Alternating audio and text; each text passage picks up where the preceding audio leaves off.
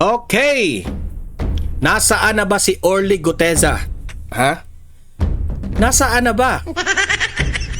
Kasi lumabas na itong mga ex-Marines na mga kasamahan ni Orly Guteza.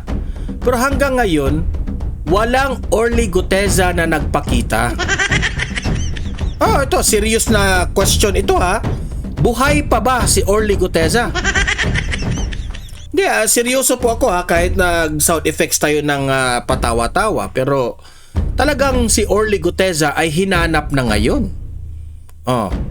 Kasi this is the time na the right timing para lumabas na itong si Orly Guteza para pagsabayan niya na itong mga akusasyon, aligasyon ng mga ex-Marines na ito. Okay? Kasi itong una nating pag-uusapan, matinding akusasyon ito ni Manong Chavit Singson. Ang tanong ni Manong Chavit Singson, bakit hindi inilabas itong si Orly Guteza? Siyempre ako naman, nagtatanong ako, oo nga, nasaan na ba si Orly Guteza?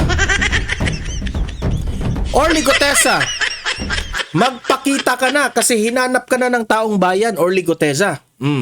Kasi ikaw lang po ang makapag-connect sa mga usaping mga anomalya dito sa flood control na ito.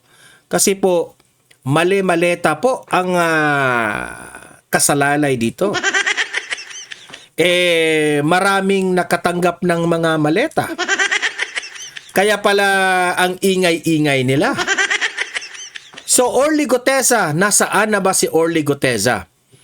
At itong si Manong Chavit Singson sa isang programa sa Bilyonaryo News Channel ay kung saan hinanap itong si Orly Guteza at kino-question ngayon itong si Martin Romualdez. Tinatanong ngayon ni Manong Chavit kung nasaan na si Orly Guteza. Nagtatanong, tinatago mo ba, Martin Romualdez? Kasi si Orly Guteza lamang po ang kapag lalabas si Orly Guteza ay booking silang lahat dito at ito na po ay pinakamatinding sa kasaysayan ng Pilipinas, booking to the max. Kasi mantakin nyo, may mga pictures, may mga mali-maletang mga nakita doon. Kung yung argumento ng mga dilawan at mga loyalista na gawa-gawa lang yan, walang laman yung mga maleta na yan. May picture. Na kinuha nila doon sa loob ng maleta. Paano yan ngayon? Diba? Ito yung balita panoorin natin itong si Manong Chavit. Nasaan na ang surprise witness na si Orly Guteza? Direktang hinamon ni Manong Chavit Singson si former Speaker Martin Romualdez na ilabas ang testigo sa flood control scandal na ilang buwan na raw niyang itinatago. Narito ang agenda report ni Attorney Karen Jimeno. Tinatago umano ni former House Speaker Martin Romualdez si Orly Guteza, ang surprise Senate witness na ilang buwan na ring hindi nagpapakita. Kung hindi tinago, bakit hindi nilalabas? Dahil ang plano nila, pagkasuhan si Martin Romualdez, siyang testigo, sabi niya hindi totoo. Actually, may point inanalyze ko rin Bakit? Oo nga, no? Kung ako si Orly Guteza, lumabas na ako, di ba? Nagpa-imbestiga na ako doon sa Blue Ribbon Committee. Biglang nawala si Orly Guteza. Tapos, sinabi nila, wala yun. Sinungaling yun si Orly Guteza kasi ano lang yun, binayaran yun si Orly Guteza para lang bulabugin yung Blue Ribbon Committee. Para bulabugin yung Blue Ribbon Committee ni Ping Lacson doon para i-discredit yung ibang mga witness doon. Meron sila mga sinasabing na ganyan. Kasi nawawala na si Orly Guteza, hindi na nagparamdam pagkatapos ng lumanta doon sa Senado. Ngayon, kung ako si Orly Guteza, kung ako ang nasa sitwasyon niya, siyempre, Noong una, naniniwala ako na nagtago si Orly Guteza kasi mantakin nyo, hindi po biro ang kanyang mga in-expose. Di ba? Alam natin kung ano yung in-expose niya at sino itong mga malalaking baboy at buhayang in-expose niya. Alam natin yan, di ba? Na delikado ang buhay niya, delikado ang pamilya niya. So, syempre, nasa isip rin natin na kaya yan nagtago. Ngayon, lumabas itong mga ex-Marines na pinatotohanan ang mga sinasabi ni Orly Guteza. Tapos, parang nako-connect natin yung mga sinasabi ni Orly Guteza kasi hindi lang po statements kundi pati mga pictures meron talaga. Nung una nga, ano ang sabi nila? Si Orly Guteza, hindi yan trabahante ni Zaldico. Gawa-gawa lang yan. Kung totoong trabahante yan ni Zaldico, bla bla bla bla bla bla bla bla bla. Kung ano mga rason nila, di ba? Ngayon, mayroong picture na. Merong picture talaga na katabi ni Orly Guteza itong mga mali-malitang pera. Tapos, lumabas yung video ni Zaldico na sinabi ni Zaldico na totoo yung mga ilan sa mga sinasabi ni Zaldico, ni Orly Guteza. Sabi ni Zaldico, So ngayon, syempre, nagtatago. Di umano, nagtatago. Sige.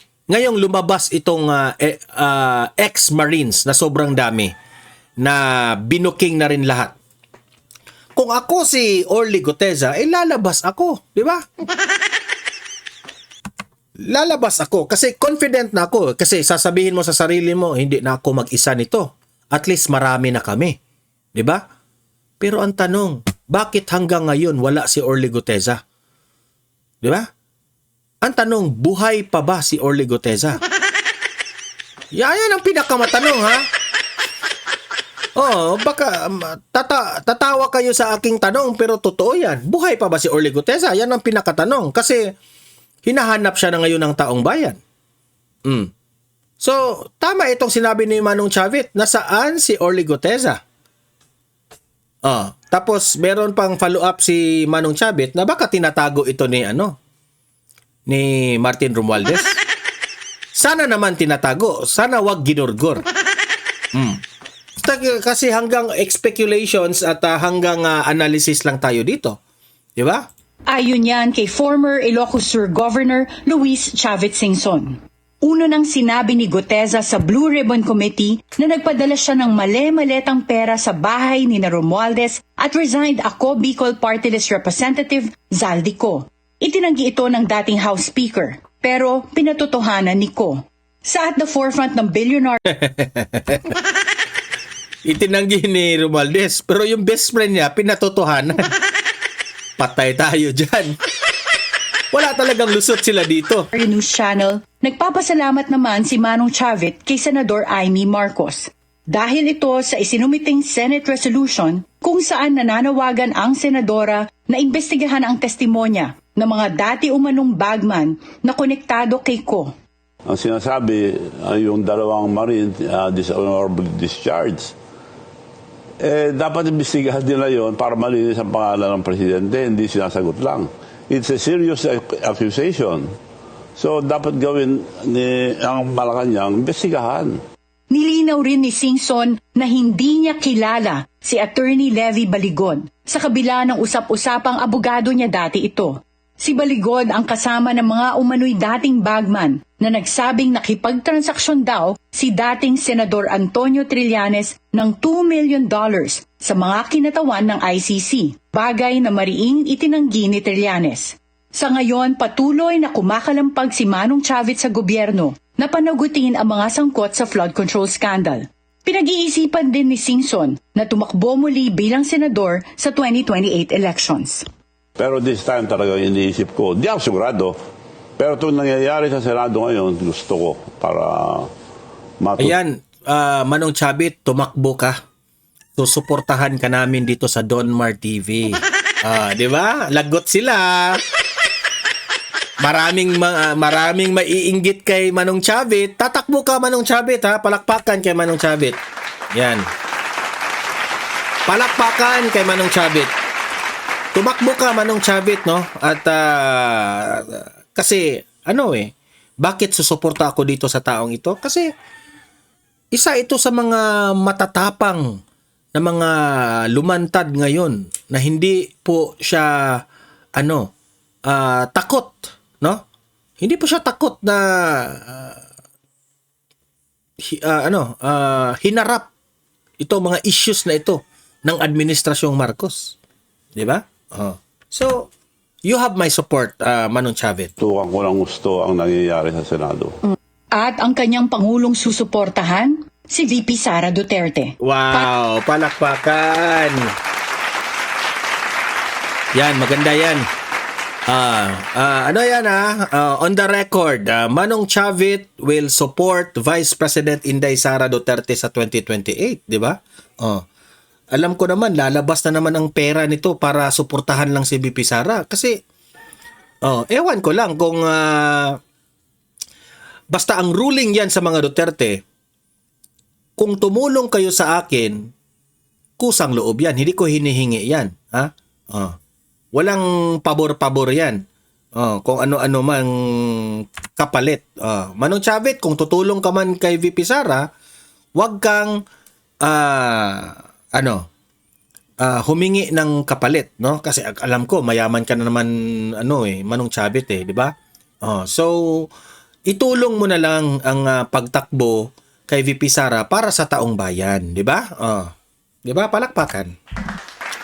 Para sa taong bayan na lang. Para sa agenda, Attorney Karen Jimeno, billionaire. So, ayan yung matinding update ngayon. Hinanap ngayon ni Manong Chavit. Ako sa totoo lang, nagdududa lang ako. Baka, I am hoping and I'm praying na buhay pa itong si Orly Gutesa. Sa totoo lang. Sana, kung nandyan ka lang, Orly Gutesa, lumabas ka na. Pero di natin alam, baka tinatago rin siya. Di ba? Totoo yung sinabi ni Manong Chavit, no?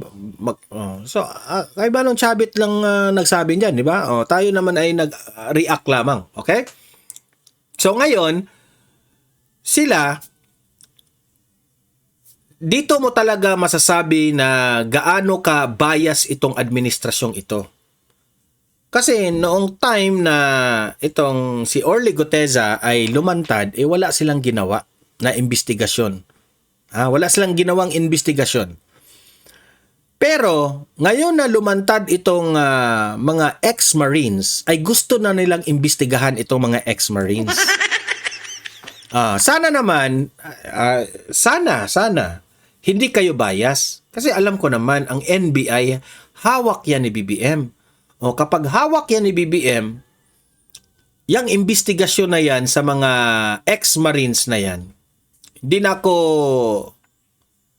magtataka kung i-discredit itong mga ex-Marines na ito. Diba? Kasi kung kayo, NBI kayo, and you are for the Filipino people, and willing kayong tumulong sa problema ng Pilipinas, ay sana itong NBI na ito ay pakinggan ninyo itong mga statements ng mga Marines, ex-Marines. Kasi po, dyan nyo po malalaman kung nagsasabi sila ng totoo o hindi through your investigations. Pero kung sa simula pa lang ay i-judge na ninyo kaagad itong mga ex-Marines na ito, wala na, patay na tayo dyan. Politika pa rin ang tumatakbo, di ba? Yan lang naman. That is a simple analysis. Di ba? NBI, imbestigahan nyo, tulungan nyo itong mga ex-Marines na ito. Kung may nakikita kayong sa tingin ninyo ay paninira laman sa administrasyon, kasuhan nyo. Di ba? Pero I doubt kasi merong mga pictures, meron talagang mga ebidensya. So, kung ako pa sa NBI, makipagtulungan kayo para sa bansa natin, di ba? Ito yung balita, panoorin ninyo. Sinisilip na ng NBI ang mga paratang ng mga nagpakilalang dating sundalo na nagdala raw sila ng limpak-limpak na pera sa ilang mga politiko. Wala raw sasantuhin ng ahensya saan man sila dalhin ng ebidensya. Narito ang agenda report ni Andrea Salve. Iniimbestigahan na ng NBI ang mga paratang ng mga nagpakilalang dating Marines at security personnel umano ni resigned ako Bicol Party List Representative Zaldico na nag-deliver daw ng male-maletang pera sa ilang matataas na opisyal ng gobyerno. Sa at the forefront ng Bilyonaryo News Channel, tiniyak ni NBI Director Melvin Matibag ang impartial investigation sa mga aligasyon. Tingnan natin yung veracity. But at the end of the day, saan tayo dadali ng ebidensya? Doon tayo pupunta. Ang instruction ni Pangulong Marcos dito, ni Pangulong Bongbong Marcos, lahat. Kahit Kaibigan sarili niya, ko. kahit siya mismo. Well, I don't think na darating tayo pa ron na kailangan tingnan muna natin yung ebidensya. Kung dalhin man daw sila ng investigasyon sa palasyo, ipipresenta raw nila ito ng mabuti dahil layon niya nga raw sa kanyang pag-upo bilang bagong Kung itong investigasyon ninyo ay papunta sa presidente, NBI, huwag kayong matakot. Okay? You are not serving for the, alam nyo, sa pagiging NBI ninyo. Ito reminder lang dito sa mga kapulisan natin at sa, especially dito sa NBI. Let me remind you, no, na kaming taong bayan, nagre-remind sa inyo na you are serving for the country, not for the president. You are serving for the Filipino people, not for the president. You are not serving these politicians na inyong mga kaibigan. You are serving for the Filipino people. Remind ko lang sa inyo ha. Kasi at the end of the day, itong mga politician na ito, meron ring mga panahon silang matalo sila sa eleksyon. Pansamantala lang silang nakaupo. Okay? Si Bongbong Marcos, for example. Ngayong 2028, wala na yan. Diba? Si Martin Romualdez, wala na yan. At sino pa dyan? Wala na sila. Pero kayong mga taga-NBI, nandyan pa rin kayo sa inyong mga trabaho. So serve for the Filipino people. Huwag kayong matakot sa mga politicians na ito. Yan ang lagi kong binabanggit dito kasi dati na rin yung binabanggit ni former President Duterte. Sinabihan niya ang mga kasundaluhan at mga kapulisan na do not work for me. Work for the Filipino people. Okay? Wala ako. Huwag kayong umasa sa nagtatrabaho kayo para sa akin. Wag. Pareha lang tayong trabahante ng Pilipinas. 'Di ba? You do it for your family, you do it for your country and for the Filipino people. Ngayon, itong investigasyon na ito na sangkot ang Pangulo, itong si Martin Romualdez, si Zaldico at ilan pa mga malalaking big fish, sa mga affidavit nitong mga ex-Marines na ito, suriin nyo ng mabuti NBI. Kung papunta po ito sa presidente o kung saan mang, kung sino mang big fish, huwag kayong matakot. I-push through nyo ang investigasyon. Kahit papunta pa yan ni Duterte na naman sa dahig. I-push through nyo. Pero malabo yan, kasi hindi naman kurakot ang mga Duterte. Director ng Bureau ang maibalik ang tiwala ng taong bayan sa pamahalaan. Ang hirap lang kasi ngayon, Atty. Karen, ang dami ng investigador at abogado sa social media. Of course, oo. Pag Kaya lumabas nga- yung ang daming opinion. Bakit naman yan ang hirap sa inyo Ang social media po, yan po lamang po ay reaksyon ng mga ilan nating mga experts at mga taong bayan. Bakit kayo dati naman wala namang social media. 'Di ba? What do I mean? Kayo taga-NBI dyan, focus kayo sa trabaho ninyo. Bakit naman kayo mag-agad sa bakit man ninyo bakit nyo pinapansin yung mga nasa social media o nasa sa media? 'Di ba? Focus sa inyong trabaho at kung saan man patungo yung investigasyon ninyo, tuloy lang. Nagtataka rin ang director kung bakit nauna pa ang press conference ng 18 Marines kesa sa mismong paghahain ng kanilang affidavit. Of course, to let the people know. Bobo naman kayong mag-analyze. 'Di ba? I-try nyo analyze. Di ba tayo bobo lahat? Anong magiging mangyari kung inuna nila doon sa media? Papansinin kaya sila? Kung uunahin nila doon sa ombudsman, papansinin kaya sila? Na alam nila hawak ang lahat ng institusyon ngayon sa Pangulo natin? E di syempre, inuna nila yung taong bayan. Inuna nila na i-inform ang taong bayan na ito po yung nangyayari ngayon. Saka sila pupunta doon sa sa kung sino man, punta ba sila ng ombudsman? Paano yan? Pati ombudsman nabanggit doon sa affidavit. Wala talaga. David, apela ni matibag sa publiko, hayaan muna silang gawin ang kanilang trabaho bago husgahan ang mga personalidad na isinasangkot sa kontrobersiya. Para sa agenda, Andrea Salve. Yan ang mahirap ngayon. Kasi po, sa totoo lang ginigipit nila itong mga ex-marines na ito. Paano? Saan sila pupunta? Ako nga magtanong, mag-suggest nga kayo, kayong administrasyon, mag-suggest kayo, saan sila pupunta para i-report yung kanilang aligasyon, akusasyon. Sige daw. Saan sila pupunta? Ngayon, dito sa gobyerno ngayon, dito sa Pilipinas ngayon, hindi mo na maaasahan ang gobyerno. Lalo na kung against ito sa administrasyon. Sino ang masasagasaan dito sa mga akusasyon nila? 'Di ba? Alam natin kung sino ang masasagasaan. At ito mga institusyon na ito, wala. Kaya nga, nakakagalit eh. Yan ang pinaka, anong tawag dyan? Para bang, yan ang pinaka lungkot na realidad dito sa Pilipinas. Kung sino yung nakaupo bilang presidente, takot rin yung mga institusyon, takot yung mga polis, takot yung mga sundalo. Bakit ganyan? 'Di ba? Kayo mga sundalo at mga pulis, sana kayo nakatutok kayo sa yung mga boses ng mamamayang Pilipino, hindi sa presidente. Wala tayong diyan, wala tayong patutunguhan diyan. Mas lalong maghirap talaga yung bansa natin kung itong mga politicians na ito, kung lalaki ang mga ulo nila. Wala. Kung tutuusin pa nga, tama yung sinabi ni Tatay Digong, itong mga politicians na ito, they are our servants. Utusan natin yan sila. Mga utusan nyo natin sila. Pinagsiswelduhan natin yan. Di ba?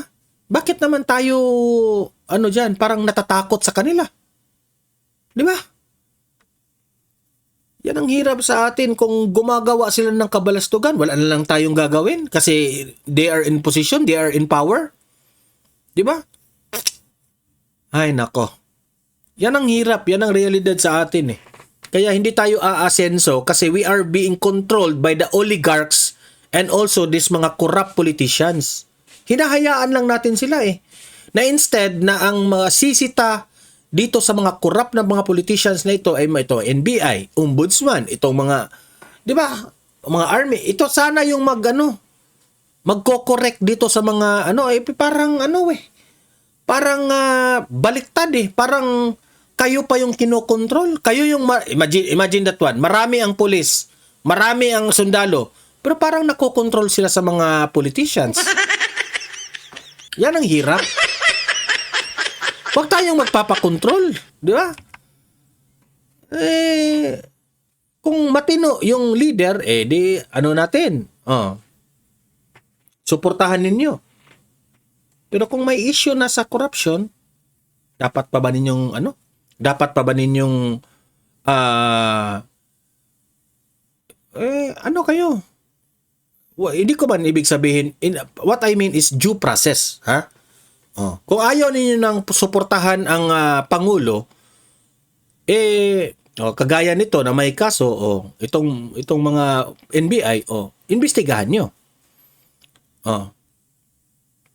'Di ba? Dapat ba magtrabaho pa rin kayo? Hindi ko ibig sabihin na you will go against the president. Hindi ganyan ang ibig kong sabihin. Ang ibig kong sabihin, gawin ninyo ang trabaho ninyo kahit pati presidente masasagasaan sa mga investigasyon ninyo. Gawin ninyo ang trabaho ninyo. Yun lang aking suggestion. 'Di ba? Ngayon, si Trillanes pumalag siya dito. Iba rin yung argumento ni Mike Defensor, no? Kasi ang sabi ni Trillanes, lahat ng ito ay dirty tricks raw. Bahagi raw ito ng dirty tricks. Especially itong usaping ICC, no, na inexpose ng mga ex-Marines.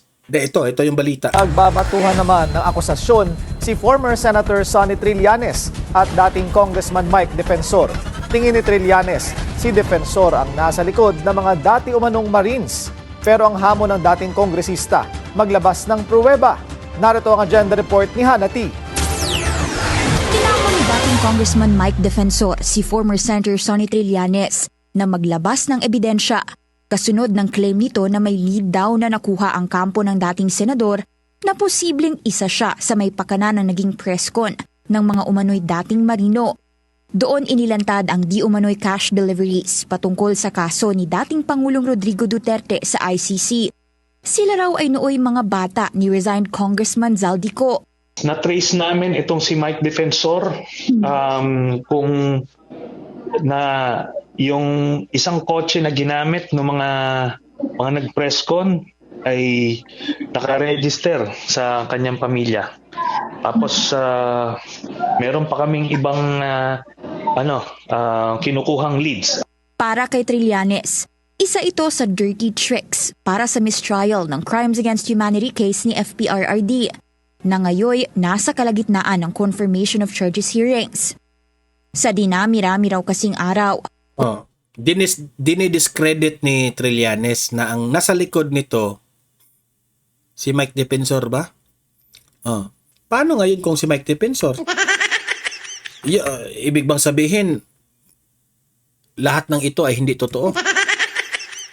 'Di ba? Yun lang ang argumento ko kasi sinabi ni Trillanes na ang gumagawa nitong gimmick na ito raw ng mga ex-Marines ay gawa-gawa ni Mike Defensor. Parang ganun ba? Kasi natuklasan nila na isa sa mga sasakyan na ginamit nitong mga ex-Marines na ito ay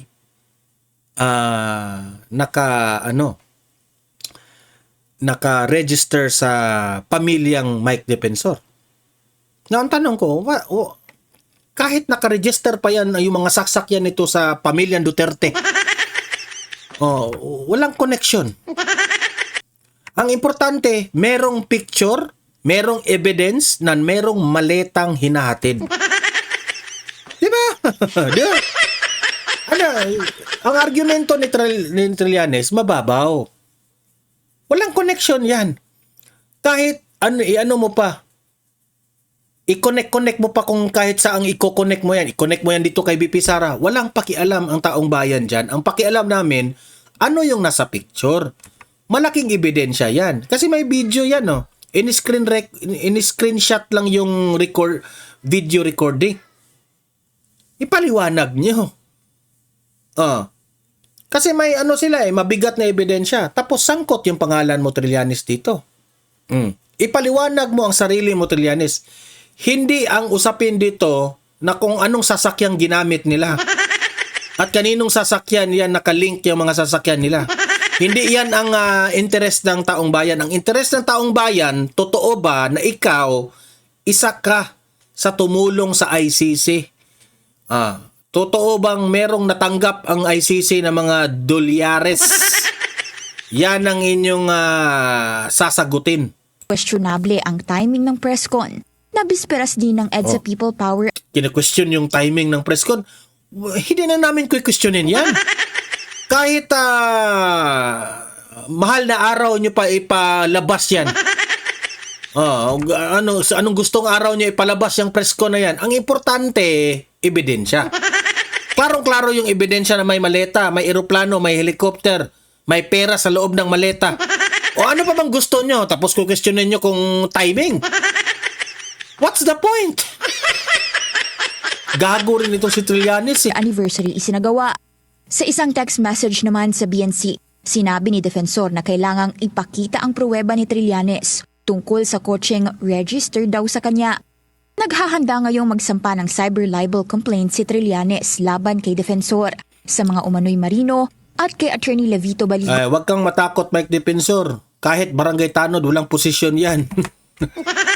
Wag kang matakot. Ordinaryong tao lang yan. Si Trillanes, walang posisyon. Ordinaryong tao lang yan. Na naging bahagi ng presscon. Doon inakusahan din si Trillanes na nanunuhol daw sa ICC at ang pera ay galing kay Zaldi. Trillanes ha, 2028. Good luck sa'yo. Yun lang masasabi ko sa'yo. Pero pinasinungalingan agad ito ni Trillanes. Ngayon, itong aligasyon nila ay ito ang layunin nito ay para dungisan yung integrity ng ICC. May integrity pa ba ang ICC? Wala naman. So, noon pa. Ang ICC, ang integrity ng ICC, Trillanes, noon pa wala ng integrity yan. Nung nalaman namin na pumunta ka doon dati, nung panahon pa ni Duterte, nung pumunta ka doon sa ICC, wala nang integrity yung ICC. Noon pa. Kahit hindi pa lumabas itong issue na ito, wala na kaming believe dyan sa ICC na yan. Proceedings na nangyayari ngayon sa Dahig.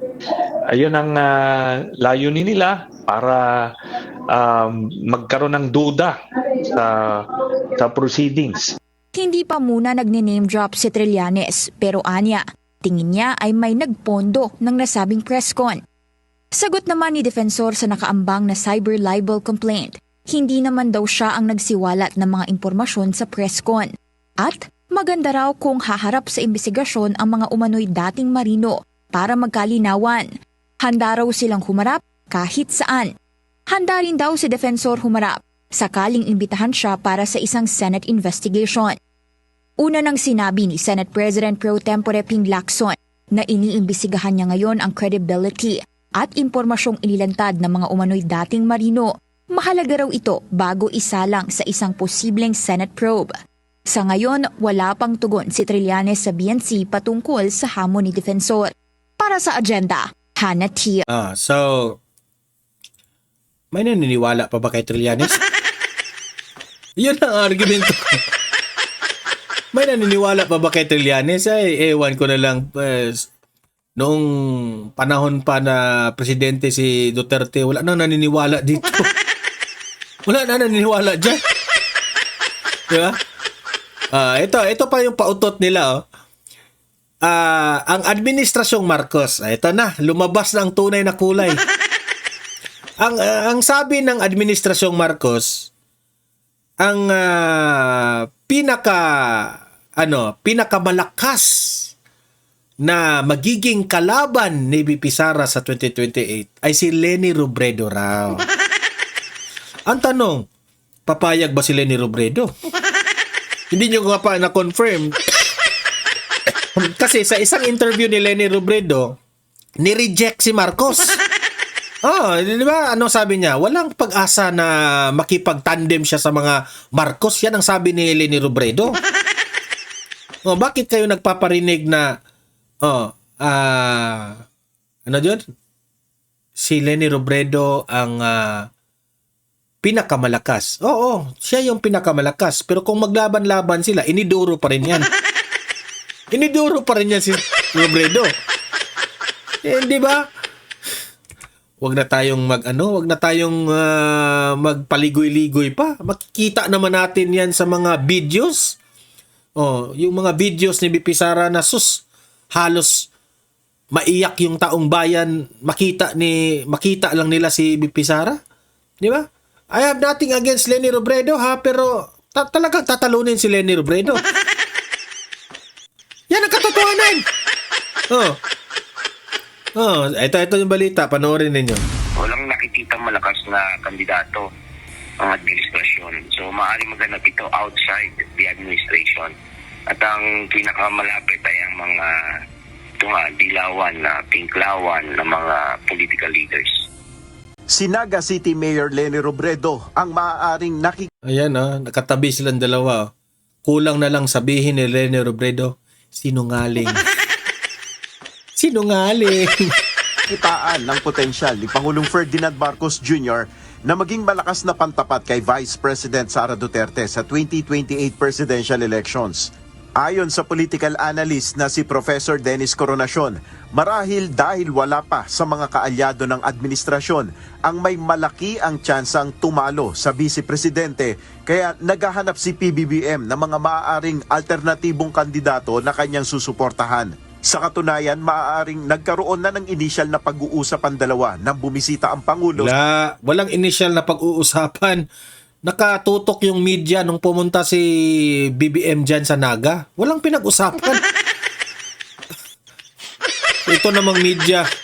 Itong naniniwala naman kayo dyan sa political analyst na yan. Walang nangyari. Nakatutok lahat ang media at mismo sinabi ni Leni Robredo, saksi tayong lahat. Diba? Sa vlog ko. Anong sabi ni Leni Robredo? Walang chance na makipag-tandem siya sa mga dilawan raw. Sa mga loyalista. Yan ang sabi niya. Ewan ko na lang. Ewan ko na lang kung babaguhin ni Leni Robredo. Yan kasi may usap-usapan rin na tandem si BP Sara at si Leni Robredo. Di ba? Na may nangyaring meeting. Ewan ko lang Sa Naga City nito lamang weekend. Bagay na itinanggi na ng Pangulo. Alam mo, I think the mayor will agree with me na serbisyo muna bago politika. We have been planning this for a few months already because talagang naging critical ito especially with the storms that came in. We did not discuss. Serbisyo muna bago politika. Marami pang kailangan gawin. Alam nyo, ito lang yung payo ko sa iyo, Leni Robredo Huwag kang pumasok sa national election. Kasi ang ganda-ganda na ng reputasyon mo dyan sa Naga. At sa tingin ko naman Leni Robredo, hindi ka stress sa pagiging mayor mo sa Naga. Maganda yung buhay mo, walang issue, 'di ba? Kung dito ka papasok sa national election, ang daming issue. Mas stress ka lang dito, Leni Robredo. Marami kang kaaway. So, payo ko sa iyo, focus sa Naga. Kailangan ka ng Naga. Okay? Patunayan mo muna sa taong bayan na kaya mo. Kasi, kung tutuusin, ang trabaho ng mayor, yan ang audition para magiging presidente ka. Diyan mo makikita ang basic na mga problema para pagdating mo maging presidente ka, alam mo na. Alam mo talaga ang mga first-hand problem ng bawat probinsya, bawat LGU. Diba? Kaya nga, si BP Sara, patok na patok siyang maging presidente. Kasi alam niya tingnan niyo itong si BBM na walang alam tungkol dyan. Anong nangyari? Anong sasabihin? Dahil sa kalituhan niya, dahil sa kawalang alam niya, ang nasabi niya, anong gagawin natin? Anong gagawin natin? Marami pa kaming kailangan gawin. So, we will get to that. Aabot din tayo doon. Sinabi ni Coronacion na kung pag-aaralang mabuti. Bakit kasi pinakikinggan pa itong Coronacion ito? Di naman yun marunong talagang mag-analyze. Naging magandaan niya ang resulta ng midterm elections para sa mga kaalyado ni Mayor Robredo. Isang indikasyon na maaaring mayroon silang malakas na kandidato sa pagkapangulo sa 2028. Ang pumoporma na tumaayos na tungkol dito ay alam naman natin itong mga kakampings, yung mga dilawan. So, just recently, itong nakaraang midterm elections, napakaganda ng kanilang performance sa election. So, maaring nakikita ng mga dilawan ng mga political leaders na sila yung maaring magkaroon ng posibleng tumapat at posibleng makatalo kay Sara Duterte. Una nang sinabi ng Malacanang na masyado pang maaga para pag-usapan ng posibleng tapatan sa halalan ni na Robredo at VP Sara. So ang lumalabas ay aksyon versus bakasyon, nagtatrabaho versus... Sino itong aso na ito? Hoy, sino itong aso na ito? Na nakawalan yung PC niya. Oh, sino itong aso na ito? Oh? Kunin niyo ito. May nakawalang aso. Hindi nagtatrabaho. Pro-Philippines versus not pro-any country. Suwesyon na igagalang. Patawad.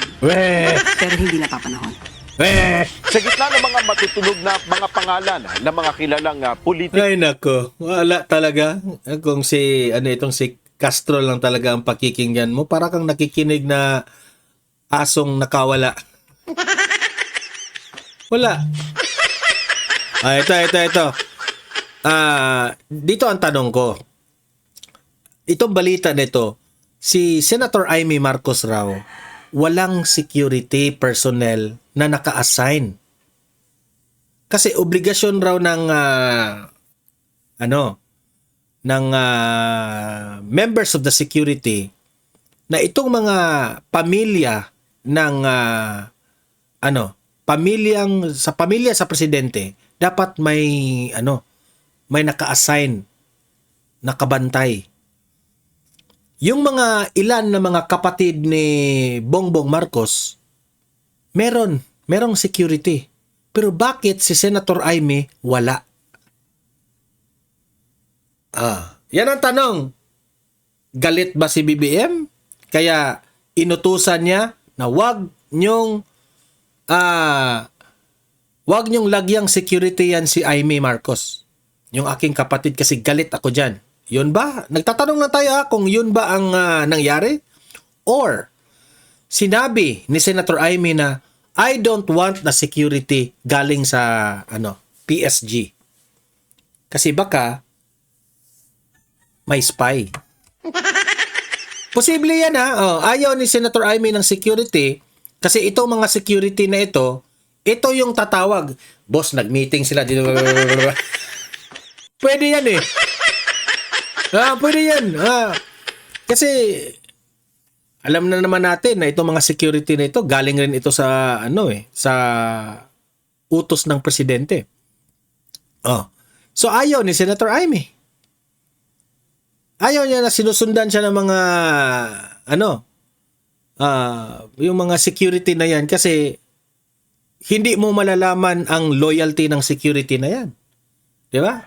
Baka ganun. Ako, analysis ko lang yan Ito yung balita. Sa gitna ng umano'y sibling rivalry, nabunyag sa confirmation hearing ng Presidential Security Command na walang security detail ang presidential sister na si Senator Amy Marcos. Pero handa naman daw ang PSC na protektahan na ang senadora. Narito ang agenda report ni Hannah T. Wala raw security personnel na naka-assign kay presidential sister Senator Amy Marcos.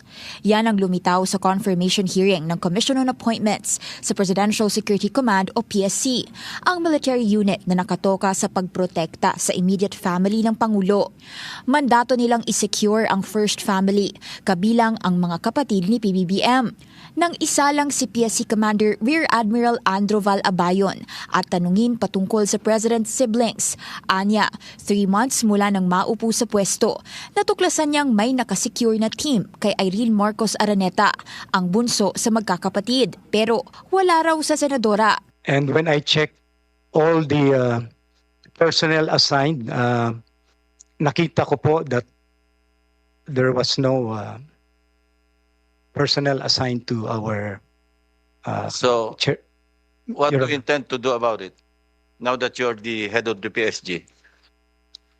Your Honor, it is mandated for us to protect the siblings, and I will talk to the good senator for the preparation of his security. Ayon kay Senate President Pro Tempore Ping Lacson, basic function ng PSC to secure the siblings. Nasa senadora na raw ang bola kung kailangan niya ng security. I will prepare security teams for honor for our good senator. So even if she refuses, you will assign a contingent to secure her. That's the mandate, Your Honor. Nakaupo rin sa pagdinig si Senadora Amy pero hindi siya nag-react dito. Pabiru namang nagtanong si Senator Jinggoy Estrada patungkol sa magkapatid. Mr. Chair, just one question. Honorable Estrada. What if the President does not allow it? What will you do? Natawa naman ang ilang mga dumalo sa pagdinig, kabilang si Borgie Manotok, ang eldest son ni Senator Amy. Kasi dalawa lang yan eh. Baka utos ng presidente ng Pilipinas na huwag niyong bigyan ng security personnel yan. O baka ayaw ni Senator Amy. I don't want a security personnel. Baka mas payan kami kasi ayaw ko na dyan sa... Kasi alam niyo naman na si Senator Amy, Maka Duterte, di ba? Amy na nasa likuran lang ni Estrada. Kapansin-pansing napapost na lang si Abayo ng tanungin at nagsuhestyon si Lacson na maaaring isagot. I'll posit an answer. I'll cross the bridge when I get there. Diyan naman tayo sa mga kadramahan ni Lacson. We'll cross the bridge when I get there. Matagal nang may tensyon sa pagitan ni Senadora Amy at PBBM, kasunod ng political fallout ng Pangulo sa dati niyang unity team partner na si VP Sara. Nang i-anunsyo ni Vice President Sara Duterte ang kanyang 2028 presidential bid, all out ang suporta ni Senator Amy Marcos dito at anya, BFF at forever running mate daw niya ito. Para sa agenda, aking opinion ito kung ako si Senator Amy, ayoko. Pwede naman akong mag-provide sa yaman ni Senator Amy, pwede naman siya mag-provide ng private niya, di ba? Security niya. Na yung trusted, di ba? Pero kung galing dito sa security personnel ng mga commanders, di natin alam. Di ba? Baka mas payan pa siya kung ano ang galaw. Alam niyo naman yung laro ng politika, di ba? Yun lang ang sa akin. Di natin alam kung ano talaga ang katotohanan patungkol dito ni Senator Amy. Okay? So guys, you heard it right, no? Na hinahanap ngayon si Orly Guteza ni Manong Chavit. Ano ang opinion niyo tungkol dito? Mag-comment kayo mag-react kayo. Babasahin natin ang mga comments ninyo sa comment section. Paki-like, paki-share itong video na ito para kakalat na ito sa buong Pilipinas. At sa mga bago pa lang at hindi ka pa nakasubscribe dito, subscribe na kayo. Okay? Para updated kayo. Okay? See you in my next video. Have a great day. Have a great night. God bless po sa ating lahat. Mabuhay ang Pilipinas and God save the Philippines. Bye-bye!